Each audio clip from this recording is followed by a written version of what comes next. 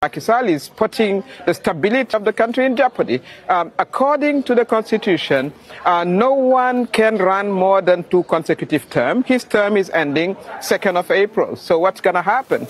Yesterday, the Parliament took an unconstitutional law. As the opposition, we will challenge that in front of the Constitutional Council because the law is not supposed to be above the Constitution.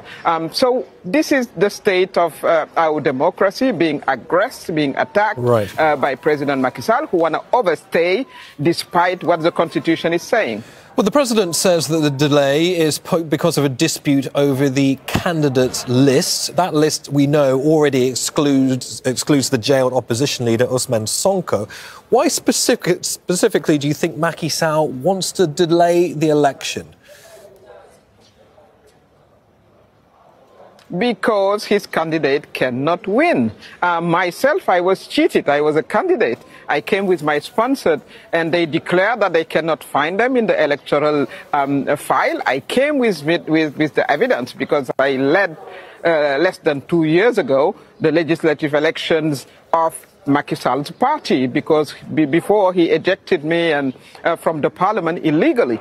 So this has been, all along a cheating process. He knows that. It was organized by his own Minister of Interior. They are the one in charge of organizing the election. Senegal has been running just and fair election for many, many years. That's how he got to power himself, Macky Sall, because of the democratic process that he corrupted now as we speak. What do we want to correct as we speak? Let a new government and a new president correct that. Let's respect the Constitution. Let's make sure that Senegalese have the opportunity to choose who is going to lead them. And then we'll fix what went wrong. As you touched upon there, I mean, you were appointed Prime Minister by Macky Sall himself before eventually joining the opposition. From your time working closely with him, what did you establish was his vision for the country? Well, I think he had a good vision. He did good things until he decided that he should run for a 3rd term.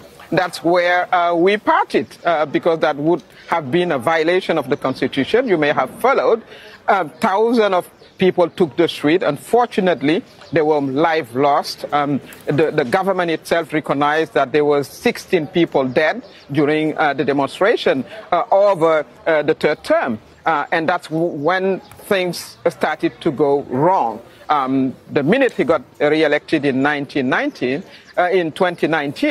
I guess he had in mind to run a 3rd time. And then all hell broke loose. And that's what we are facing now. Aminata Touré, former Prime Minister of Senegal, many thanks for your time for joining us on Aljazeera.